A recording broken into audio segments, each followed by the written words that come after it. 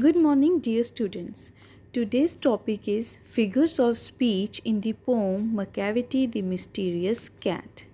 So, to start with, we should have knowledge of figure of speech.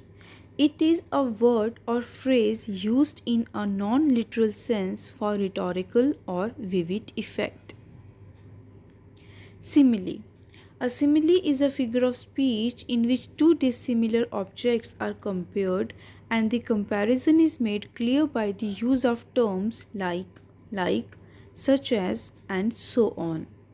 For example, he sways his head from side to side with movements like a snake, is a fine example of simile in the poem. Other examples of simile are as brave as a lion, as quiet as a mouse. Repetition.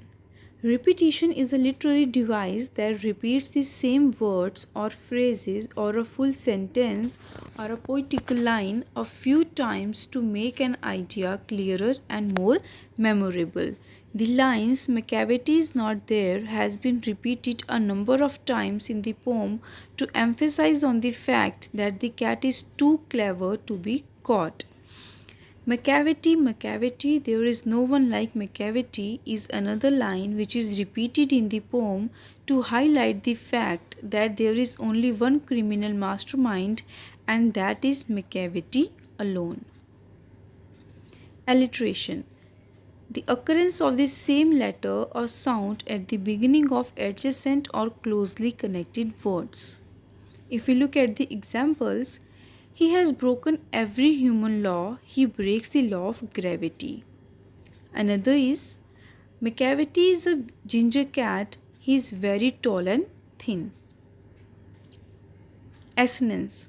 Assonance is a resemblance in the sounds of words or syllables either between their vowels, example meat, bean, or between their consonants, example keep, cape. For example, Macavity is a mystery cat. He is called the hidden paw. Metaphor. A figure of speech in which a word or phrase is applied to an object or action to which it is not literally applicable.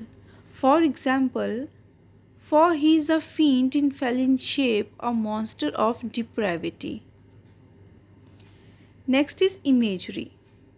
Visually descriptive or figurative language, especially in a literary work. For example, if you know him, you would know him if you saw him, for his eyes are sunken in. Thank you.